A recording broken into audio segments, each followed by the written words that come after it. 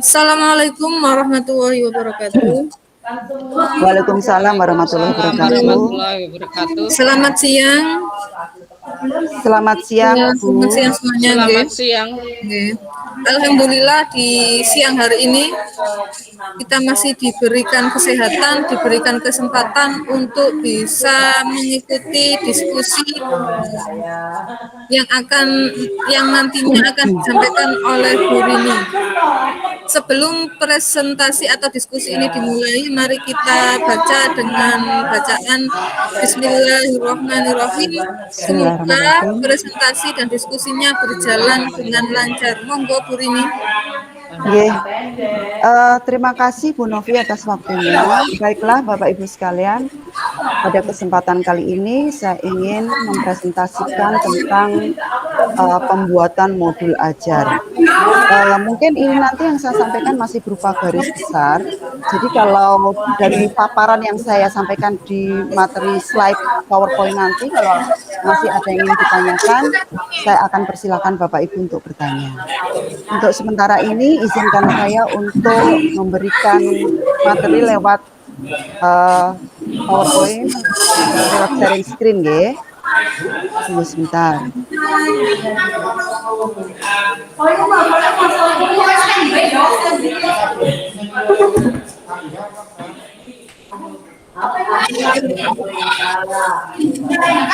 Bapak Ibu sudah bisa melihat layarnya?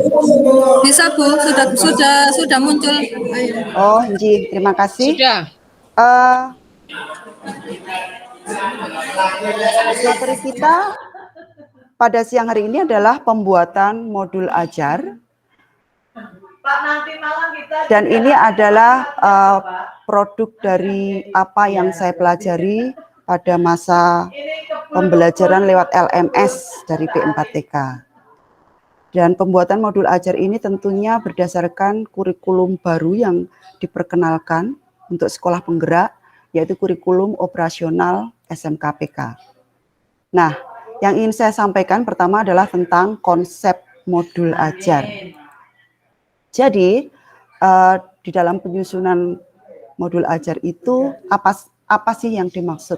Itu kita harus tahu konsep dari pemahaman arti ini dulu, yaitu bahwa modul ajar adalah sejumlah alat atau sarana media, metode, petunjuk, dan pedoman yang dirancang secara sistematis dan menarik. Nah, seperti itu pemahamannya untuk arti modul ajar. Kemudian dia juga berdasarkan pada konsep bahwa implementasi dari alur tujuan pembelajaran yang dikembangkan dari capaian pembelajaran dengan profil pelajar Pancasila sebagai sasaran. Jadi modul ajar ini adalah bentuk utuh kalau kita sudah mengimplementasikan alur tujuan pembelajaran. Nah, dari mana kita dapat alur tujuan pembelajaran? Itu berasal dari beberapa tujuan pembelajaran yang mana adalah turunan dari capaian pembelajaran, di mana capaian pembelajaran ini sudah ditentukan oleh pemerintah.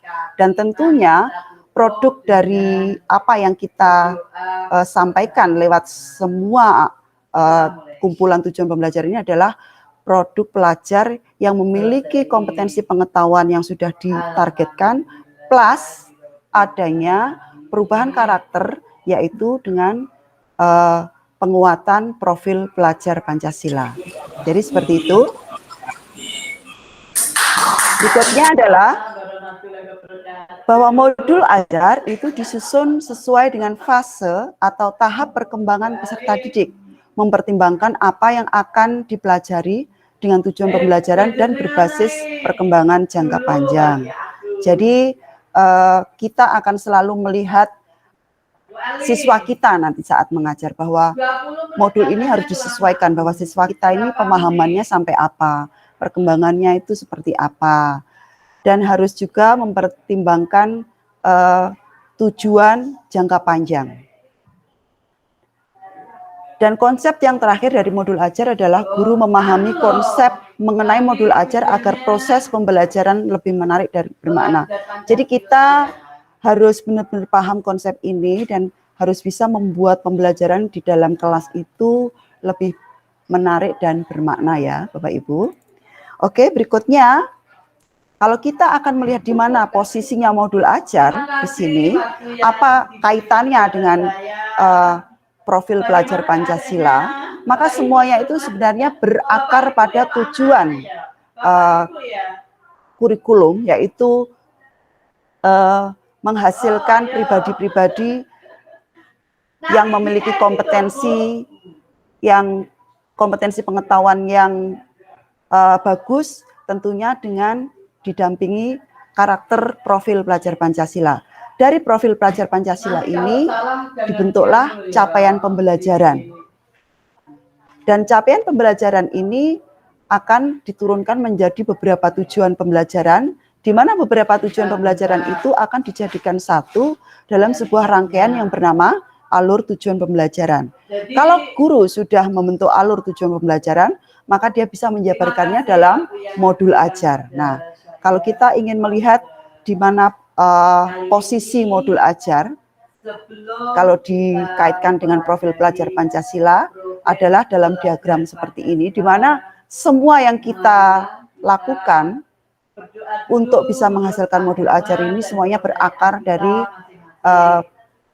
penerapan profil pelajar Pancasila. Berikutnya,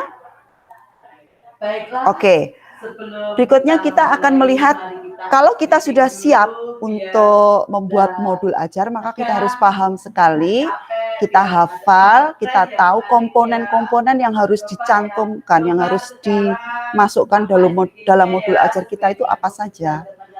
Nah, ini Bapak Ibu sudah bisa melihat, kalau dibagi secara garis besar ini dibagi 3, yaitu informasi umum, komponen inti, dan lampiran.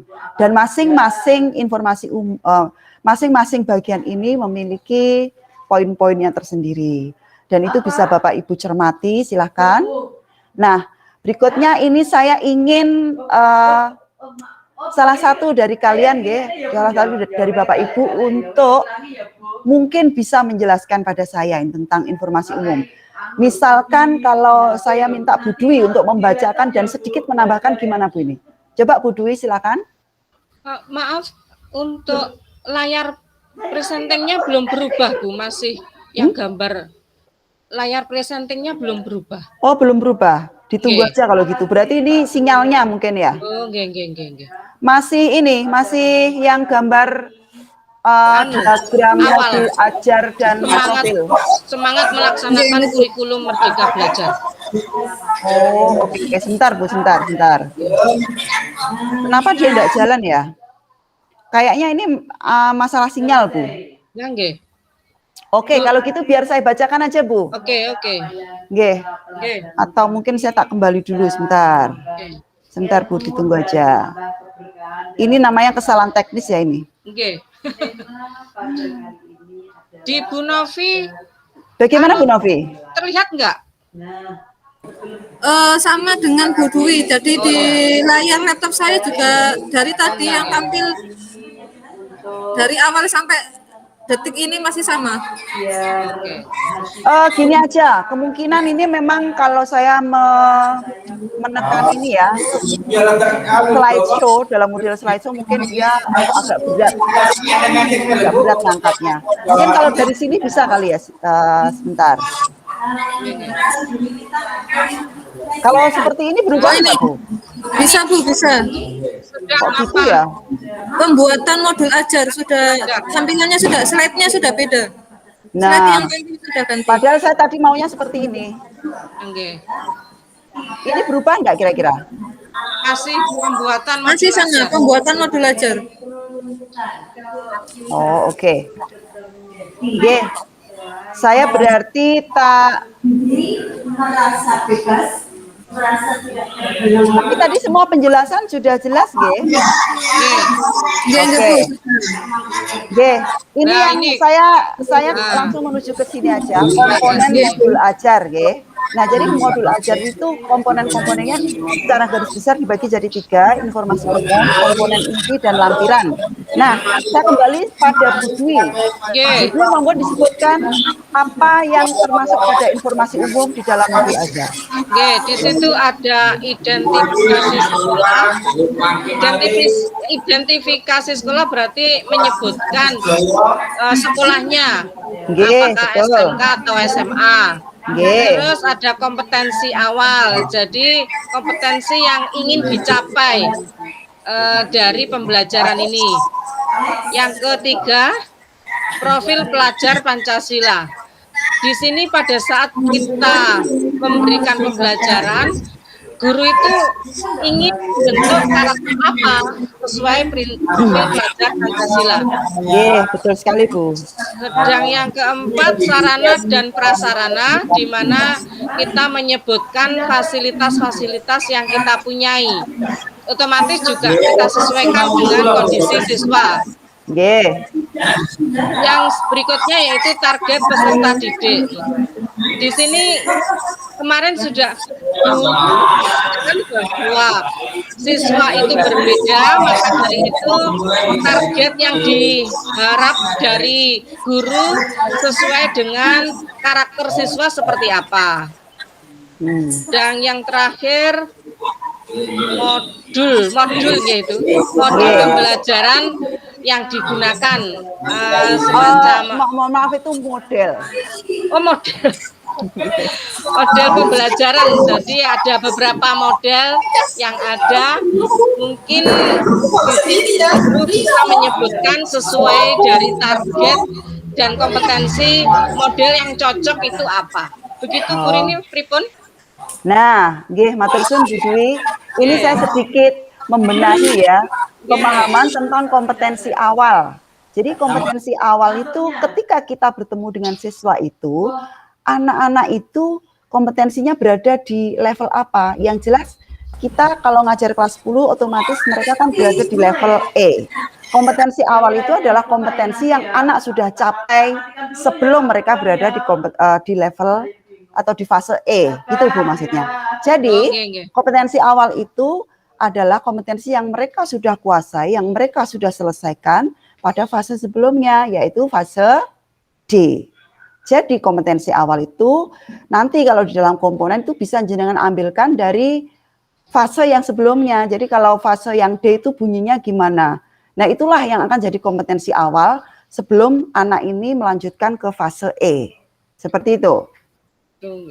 Nah, seperti itu nggih Bu. Oke. Jadi yang menurut saya jawaban Bu Dwi tadi 90% udah benar, jadi hanya perlu pembenahan pada ini jabaran tentang kompetensi awal. Baiklah, berikutnya kita menginjak pada komponen. Sebentar bertanya sedikit Bu. Nggih, monggo Bu.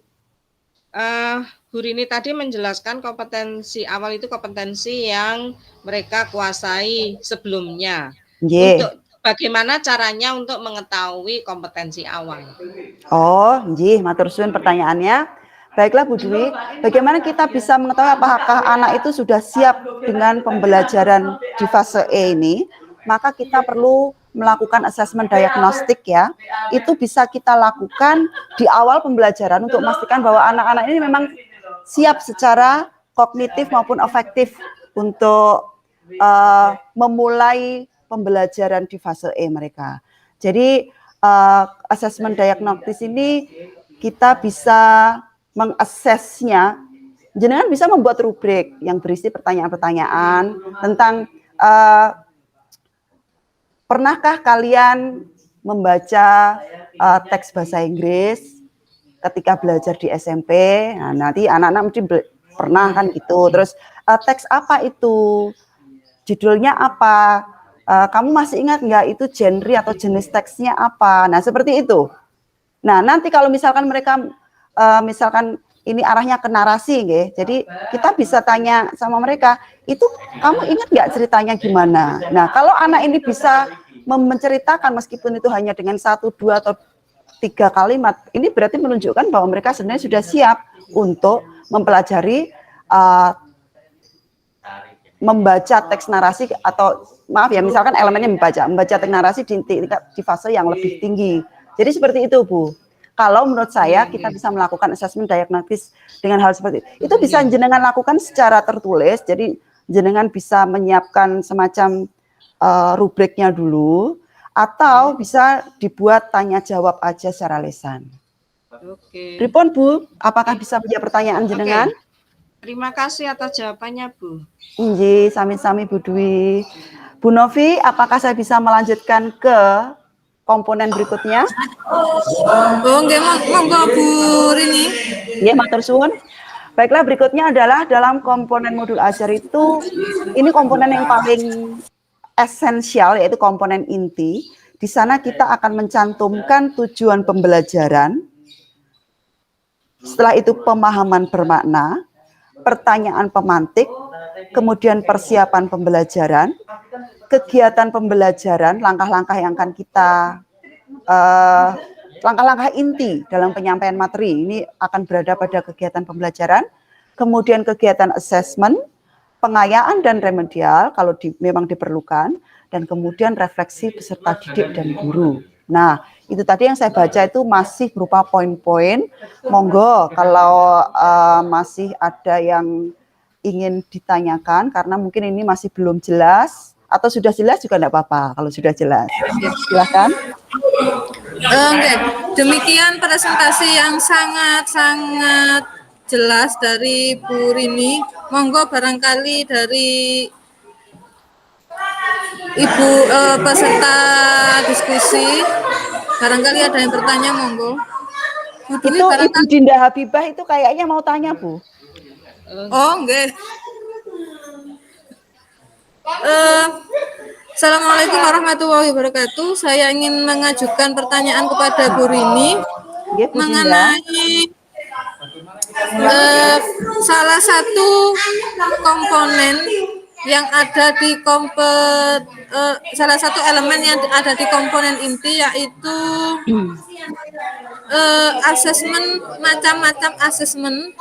Oh, inji. Dari ketiga macam asesmen, manakah menurut Bu Rini yang paling penting untuk dilaksanakan? Dan yang kedua, apakah perlu program pengayaan dan remedial bagi peserta didik kita? Oh, ini terima kasih atas pertanyaannya, Bu. Saya akan mencoba menjawab semampu saya. Jadi nanti kalau masih ada kekurangan, mohon dimaklumi, dan mungkin ibu-ibu ada yang memiliki tambahan, ya. Oke. Kalau kita ingin lihat macam-macam asesmen dalam pembelajaran itu, kita punya 3 jenis, yaitu asesmen diagnostik, asesmen formatif, dan asesmen sumatif. Nah, asesmen yang paling penting menurut saya itu ada 2 untuk yang wajib, atau menurut saya itu yang harus dilakukan oleh guru dalam kelas, yaitu asesmen diagnostis dan asesmen formatif. Karena asesmen diagnostis dan asesmen formatif ini pemberiannya ada di awal pembelajaran atau ketika pembelajaran itu sedang berlangsung. Itu berarti kita memberikan peserta didik penguatan pada pemahaman materi untuk bisa mencapai tujuan pembelajaran itu. Nah, jadi menurut saya asesmen yang paling penting adalah diagnostis, diikuti formatif, dan yang terakhir asesmen sumatif ini berada di akhir semester. Dan ini biasanya berupa ujian akhir semester, ya. Nah, itu yang kita maksud dengan asesmen sumatif. Jadi itu jawaban dari saya. Bagaimana, Bu? Apakah ada pertanyaan atau tambahan? Oke, Bu, pertanyaan saya yang kedua, untuk perlukah program pengayaan dan remedial bagi peserta didik kita? Oh, nggih, maaf. Perlukah program pengayaan dan remedial bagi peserta didik kita? Jadi perlu tidaknya itu kita memang harus bisa mengevaluasi pencapaian siswa kita dalam apakah mereka sudah mencapai pada tujuan pembelajarannya atau enggak. Dan dari mana kita tahu? Dari kita melakukan asesmen formatif saja gitu, sebenarnya kita sudah bisa melihat reaksi siswa saat di dalam kelas. Bagaimana dia spontanitas dia ketika dia mengajar. Nah, kalau cara lain untuk bisa mengetahui apakah kita perlu, itu biasanya dengan memberikan ulangan harian. Dan ini masuk pada asesmen formatif juga. Jadi, menurut saya, bisa jadi kita mengetahuinya dari interaksi sehari-hari ketika dalam pembelajaran berlangsung, atau dari nilai ulangan harian. Karena kita kan punya kriteria nih, semacam nilai terendah yang siswa harus capai. Nah, kalau ada beberapa siswa yang tidak mencapai nilai itu, disitulah kita perlu memberikan remedial. Dan bagi siswa yang nilainya tinggi atau memuaskan, gitu mungkin area 90 ke atas, kita bisa memberikan siswa ini materi pengayaan. Jadi, menurut saya ini juga perlu untuk dilaksanakan. Otomatis ini terkait dengan bagaimana kita mengevaluasi pencapaian siswa gitu. Oke. Oke. Oke, terima kasih Bu Rini atas jawabannya yang sangat jelas dan bisa saya mengerti. Jadi pengetahuan saya tentang 3 macam asesmen dan program pengayaan remedial sudah bertambah lebih paham lagi. Monggo Bu Alhamdulillah Dwi. Bu. Oke, monggo Bu Dwi, barangkali ada yang ditanyakan. Pertanyaan tentang itu tadi Bu, yang ada di lampiran. Oh, lampiran belum, saya Ya. belum ke sana Bu. Oh, belum ke Ini sana. masih masalah komponen inti. Oh, nggih. Oke, monggo kalau gitu. Oh, jadi saya lanjut dulu ke lampiran, nggih. Oh, nggih, Jadi nggih. bagian terakhir dari modul ajar itu adalah lampiran, di mana di lampiran itu yang paling awal muncul adalah lembar kerja peserta didik. Setelah itu diikuti oleh bahan bacaan guru dan peserta didik, ini berupa serangkaian atau daftar-daftar mungkin nama-nama buku yang jenengan pakai ketika yang jenengan jadikan referensi ketika jenengan menyusul modul ajar ini, atau mungkin bisa berupa link website yang jenengan akses ketika mencari referensi untuk membuat modul ajar ini. Setelah itu diikuti dengan glosario, kemudian baru daftar pustaka. Seperti itu. Oke, bagaimana? Pertanyaan saya tentang glosarium, Bu. Glosarium itu kan berbicara tentang bahasa yang asing atau istilah-istilah asing bagi anak ya. Iya, betul. Nah, sedang kalau di bahasa Inggris semuanya asing. Cara tepat yang memilih, kan kita tidak mungkin menyertakan semua kata. Betul, Bu, betul sekali. Cara kita mengidentifikasi ini yang bisa kita masukkan glosarium niku pripun? Oh, nggih, matur suwun atas pertanyaannya. Baiklah, saya akan coba jawab. Glosarium itu adalah berisi definisi kata-kata asing, ya memang ada kata itu, yang kita pakai di dalam modul ajar.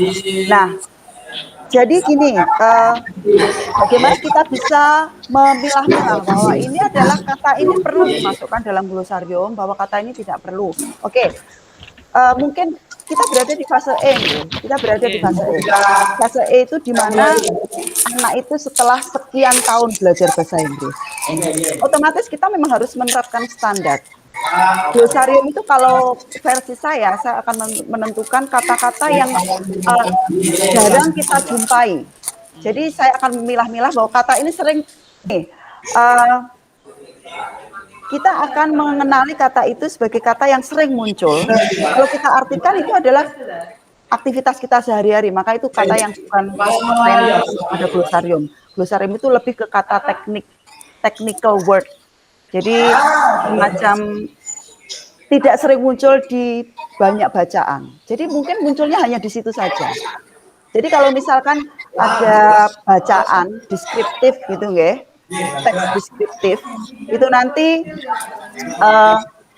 teks deskriptif itu mungkin sedang menceritakan sosok dokter siapa gitu, dokter yang terkenal. Nah, kemudian di dalam kosakata itu akan muncul kata-kata kerja yang sering kita lihat di teks-teks bacaan lain, kata-kata itu muncul juga. Tapi yang ini kok cuma ada di sini aja. Nah itu loh.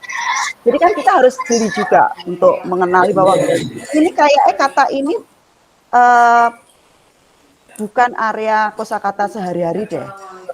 Kayaknya kata ini tidak sering muncul, maka itu yang akan kita ambil.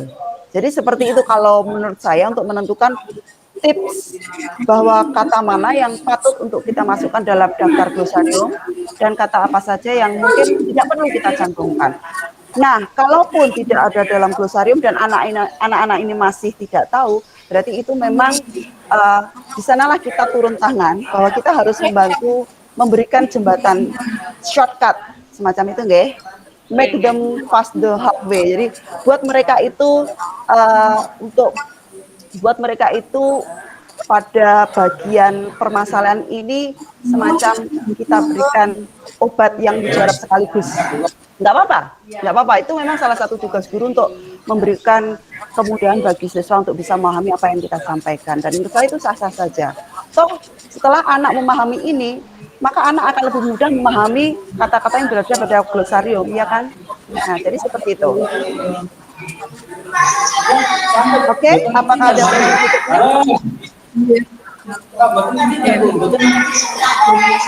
Karena sudah tidak ada yang bertanya, monggo Bu Rini menyampaikan ringkasan singkat tentang materi yang sudah Bu Rini presentasikan. Monggo Bu Rini. Matur suwun Bu Novi.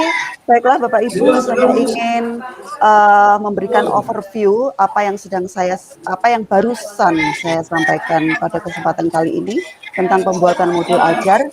Bahwasanya sebelum membuat modul ajar, guru itu memang harus benar-benar siap, terutama dengan konsep pembuatannya. Jadi apa modul ajar, tujuannya apa, cara penyusunannya bagaimana, dan bagaimana akhirnya modul ajar ini kalau diterapkan dalam suasana pembelajaran kelas itu bisa menjadi kelas yang menarik dan bermakna. Jadi anak-anak itu bisa belajar dengan panjenengan sebagai fasilitator itu dengan senang dan akhirnya juga mendapat ilmu. Makanya pembelajaran yang menyenangkan dan bermakna itu adalah angan-angan kita semua supaya bisa menghasilkan anak-anak yang bukan hanya bisa bertambah pengetahuan kognitifnya, kemampuan kognitif, tapi juga anak-anak yang lebih bahagia dalam pembelajaran kelas kita. Jadi setiap kali jangan masuk itu, wow, pelajaran bahasa Inggris, ini favorit gue nih. Nah, seperti itu. Ini saya mau, seolah ini ada, kalau seandainya saya bisa mendengar kata hati mereka itu, saya ingin mendengarkan hal-hal seperti itu. Jadi seperti itu, konsep modul ajar ini perlu dipahamkan untuk kita semua. Setelah itu kita juga perlu tahu posisi modul ajar itu dengan poin-poin lain di dalam kurikulum, terutama kaitannya dengan profil pelajar Pancasila. Berikutnya yang sangat penting juga, tidak kalah pentingnya adalah komponen-komponen modul ajar yang memang harus dipenuhi supaya memiliki modul ajar yang lengkap. Dan akhirnya saya selalu mengucapkan semangat melaksanakan kurikulum Merdeka Belajar, Bapak Ibu. Itu tadi kesimpulan bisa saya sampaikan untuk pembelajaran bersama kita kali ini. Baiklah, waktu saya kembalikan kepada Bu Novia. Terima kasih atas ringkasan yang singkat pada jelas dari Bu Rini. Karena kita terbatas oleh waktu, maka diskusi ini saya kira cukup dan kita tutup dengan bacaan Alhamdulillahirabbil alamin. Assalamualaikum warahmatullahi wabarakatuh. Waalaikumsalam warahmatullahi wabarakatuh.